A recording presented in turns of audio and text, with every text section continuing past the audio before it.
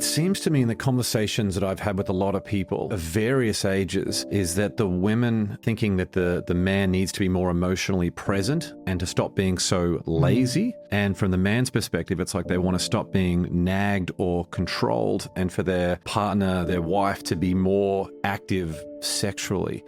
What are some conversations that people can start to have? Is there anything in terms of insights to help find a bit more middle ground, perhaps? Yeah, well, first of all, I actually don't agree with a lot of the ways that women will talk about like wanting their partner to be just like their girlfriends, right? Like, and that's not to say that you shouldn't have a fair amount of emotional intimacy with your partner, but I think we just put too much pressure on this marital container to be everything. But what you said about like women are always feeling like men are lazy and they're not doing enough, like that is because a core feminine and feminine energy is always focused on the space of expansion. So a lot of times you'll notice that like women are really like into like, I see this man's potential. I see who he could be. We fall in love with potential versus sort of the man who's sitting in front of us, right?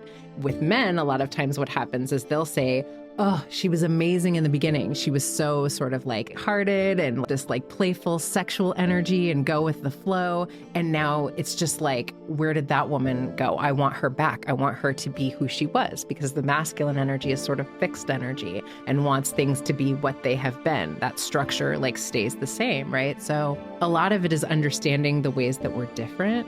And I like to like play with the interplay of these energetics, because if we understand what is different about us versus attempting to make the other process the world in the same way that I do, which they never will. Like so often a man will fall in love with a woman's like radiance and her playfulness and her expansive energy. And like, oh, she like sees the world so differently than I do. But then he'll want her to like be like structured and like make sense and be logical about this and stop being all of this like wild feminine energy.